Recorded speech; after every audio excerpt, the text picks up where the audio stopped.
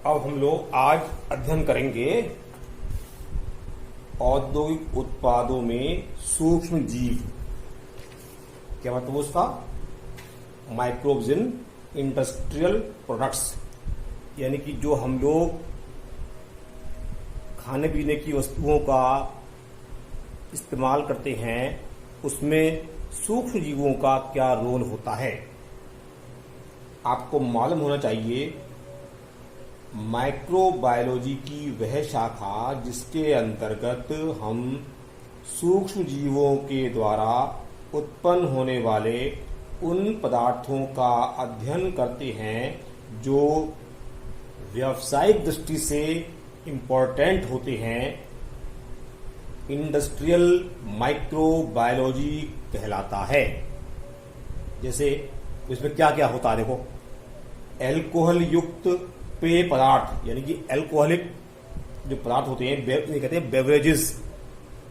जैसे ईस्ट के विभिन्न स्ट्रेन्स का उपयोग करके किण्वन द्वारा शराब, बियर, विस्की, रम जैसे एल्कोहलिक पदार्थ बनाए जाते हैं।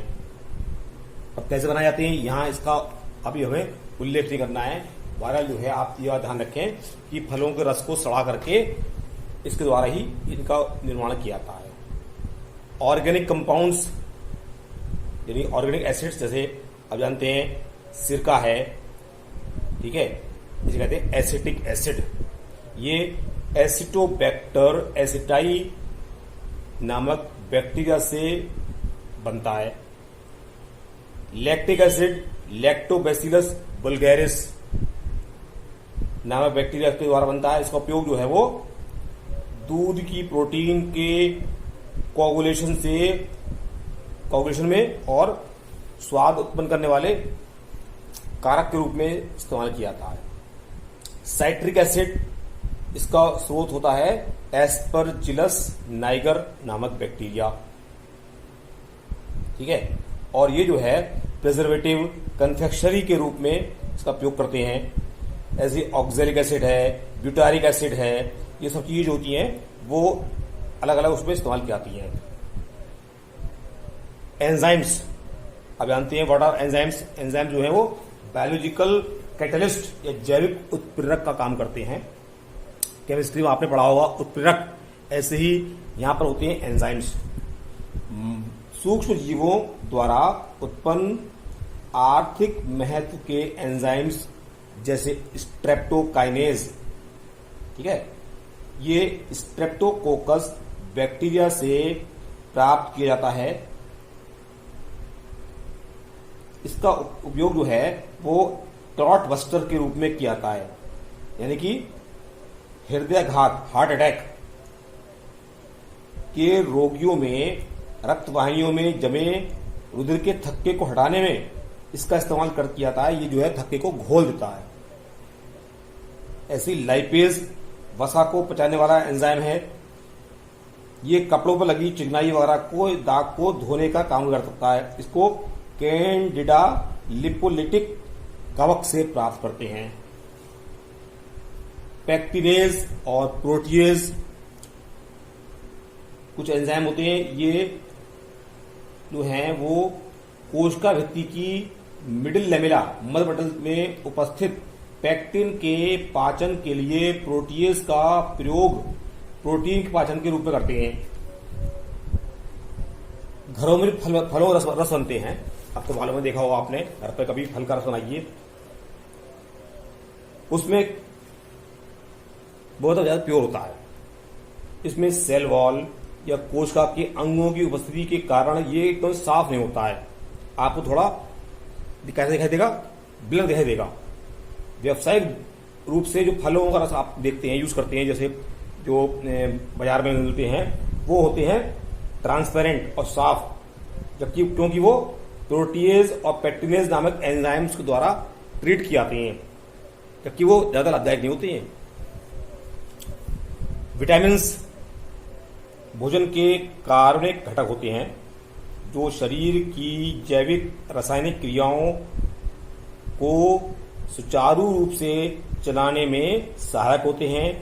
इनकी कमी से आपको मालूम होना चाहिए अपूर्णता के रोग हो जाते हैं। सूक्ष्म जीवों का उपयोग विटामिन के औद्योगिक स्तर पर उत्पादन के लिए किया जाता है। विटामिन B2 राइबोफ्लेविन से कहते हैं।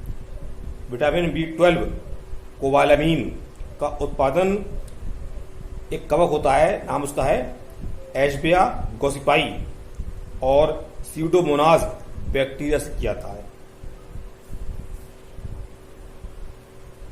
ठीक है, अब इसके अलावा कुछ और बातें भी बता रहे हैं आपको हम, ध्यान सुनिए, बोर्ड पर भी फिलहाल नोट नहीं है। रेशे प्राप्त करने के लिए जूट पटसन से रेशा प्राप्त करने के लिए पौधों के तनों को पानी के हौज में रखते हैं, टैंक में रखते हैं। बैक्टीरिया की क्रिया होती है उस पर जीवित, जिससे कि जो है वो उसके जीवित ऊतकों को नष्ट कर देते हैं और रेशा अलग हो जाता है, जिसका उपयोग हम रस्सा बनाने में और भी तमाम चीजों में बैग बनाने में करते हैं। चाय और तंबाकू में इसकी पत्तियां होती हैं, उनके किण्वन होता है माइक्रोकोकस कैंडिडेंस द्वारा, ये बैक्टीरिया है, तथा तंबाकू की पत्तियों का किण्वन होता है बैसिलस मेगाथीरियम बैक्टीरिया द्वारा, जो इसकी पत्तियों में स्वाद और सुगंध को डेवलप करते हैं। ठीक, इथेनॉल, इथेनॉल उत्पादन के लिए सैक्रोमाइसिस और थर्मोएरेनोबैक्टर इथेनॉलिकस नामक बैक्टीरिया का उपयोग किया जाता है, जो कि फलों के रस से इथेनॉल का निर्माण करते हैं। इथेनॉल क्या है? जो शराब होती है पीने वाली, वो इथेनॉल ही होती है बेसिकली।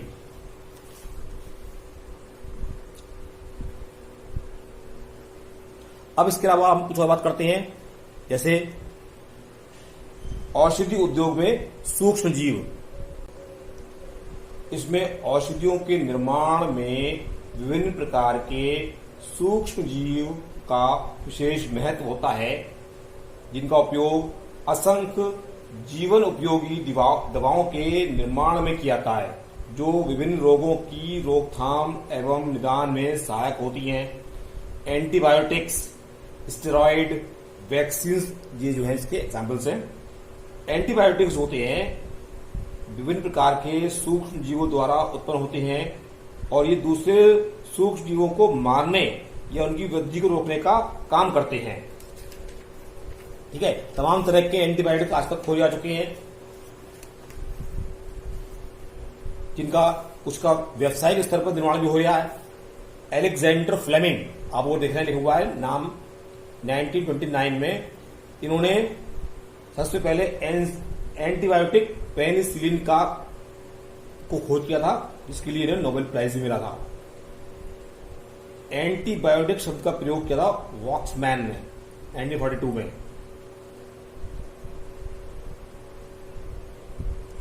बियर माल्टेड जौ से तथा वाइन अंगूर के रस से बनती है। जैसे बातें आपको भाषा मालूम चाहिए। अब देखो, कुछ एंटीबायोटिक होते हैं, जैसे नाम लिखा हुआ है एम्फोटेरिसिन स्ट्रेप्टोमाइसिस नोडोसस से बनता है। एरिथ्रोमाइसिन स्ट्रेप्टोमाइसिस एरिथ्रियस से बनता है। क्लोरोमफेनिकॉल स्ट्रेप्टोमाइसिस वेनेजुएलिस बनता है और स्ट्रेप्टोमाइसिस ग्रेसियस से बनता है। पेनिसिलियम क्राइसोजेनम से बनता है। तो इस तरह के ये कुछ एग्जाम्पल्स हैं। और न्यूमाइसिन है स्ट्रेप्टोमाइसिस फ्रेडी से बनता है। तो ये कुछ एग्जाम्पल्स हैं जो आप देख रहे हैं और ये एंटीबायोटिक्स के नाम है।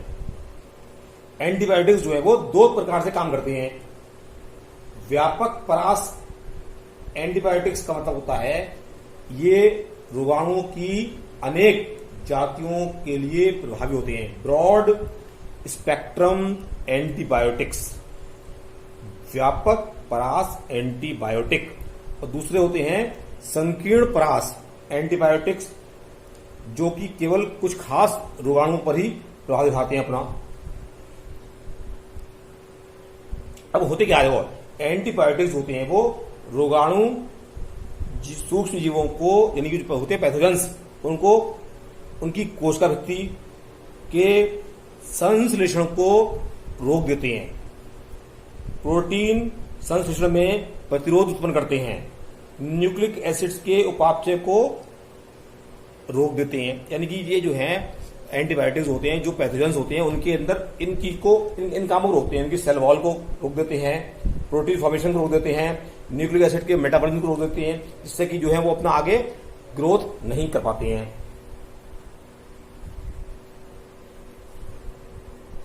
ठीक है,